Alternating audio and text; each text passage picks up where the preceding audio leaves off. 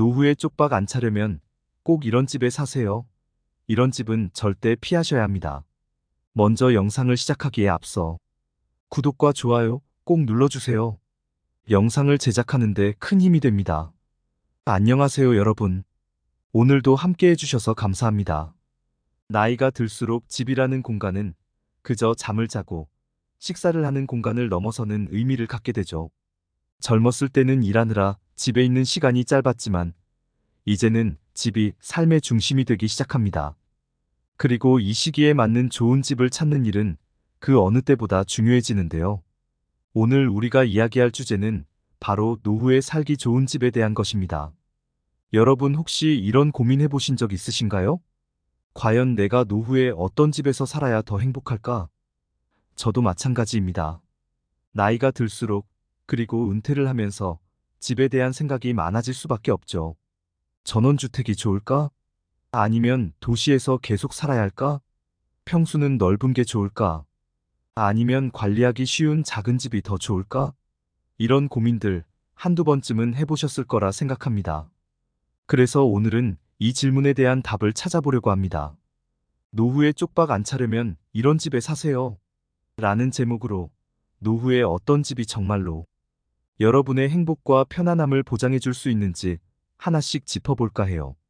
전원주택이 정말 좋은 선택일까요? 아니면 아파트가 더 나을까요? 무엇보다 노후의 집을 선택할 때 반드시 알아야 할 7가지 중요한 점을 나누려고 합니다. 그럼 지금부터 천천히 이야기 나눠볼까요? 함께 가보시죠. 첫째로, 집의 위치가 무엇보다 중요합니다. 많은 분들이 은퇴 후 전원주택을 꿈꾸시죠. 조용하고 자연에 가까운 곳에서 여유롭게 지내는 삶, 그림 같은 집에서 하루하루를 보내는 상상 말이에요. 하지만 여러분, 전원주택이 정말 우리의 노후 생활에 맞을까요? 물론 자연 속에서 보내는 삶이 매력적일 수 있지만 교통이 불편하거나 의료시설, 생활편의 시설이 멀리 있다면 어떨까요? 나이가 들수록 이런 것들이 더 중요해집니다. 건강 문제나 응급 상황이 생길 수 있고 자주 병원을 가야 할 수도 있죠. 만약 가까이에 병원이나 약국이 없다면 그때는 전원 생활이 큰 부담으로 다가올 수 있습니다.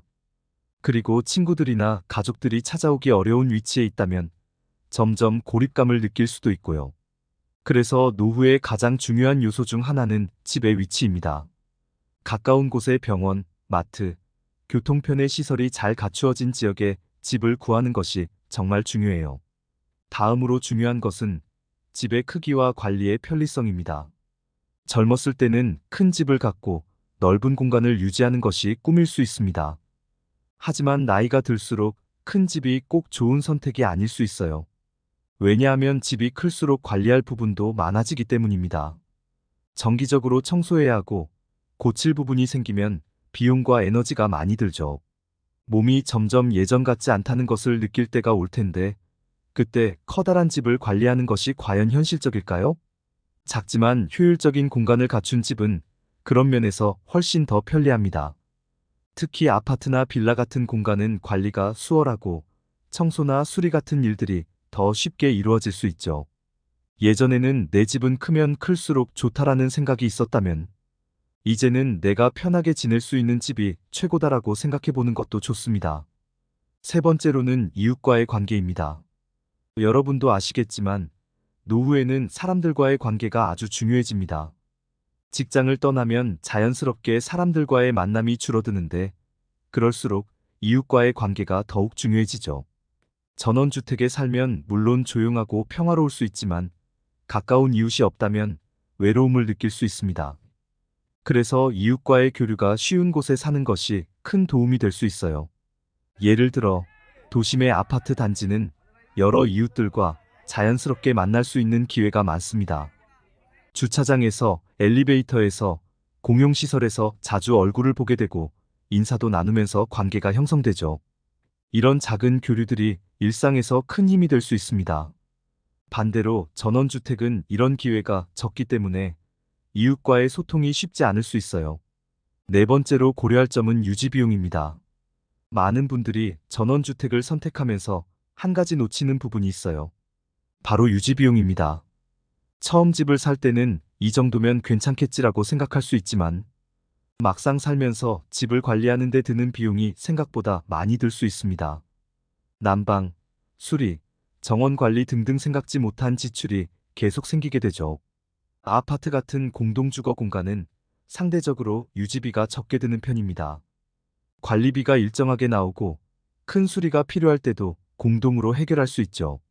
반면에 전원주택은 모든 것을 혼자 관리해야 하니 유지비용이 훨씬 클 수 있습니다. 그러니 처음 집을 선택할 때는 유지비용까지 꼼꼼하게 따져보는 것이 필요해요. 다섯 번째로 집의 구조와 설비를 생각해야 합니다. 나이가 들수록 몸이 예전 같지 않다는 것을 느끼게 되죠. 계단을 오르내리기가 힘들어질 수도 있고 작은 턱에도 발이 걸릴 때가 있습니다. 그래서 무장의 설계가 되어 있는 집을 선택하는 것이 매우 중요합니다. 계단이 없고 문턱이 낮으며 욕실이 안전하게 설계된 집이 좋은 이유죠. 만약 욕실에 손잡이가 없거나 미끄러운 바닥이라면 큰 사고로 이어질 수도 있으니까요. 또한 난방이나 단열 같은 기본적인 설비도 꼼꼼하게 체크해야 합니다.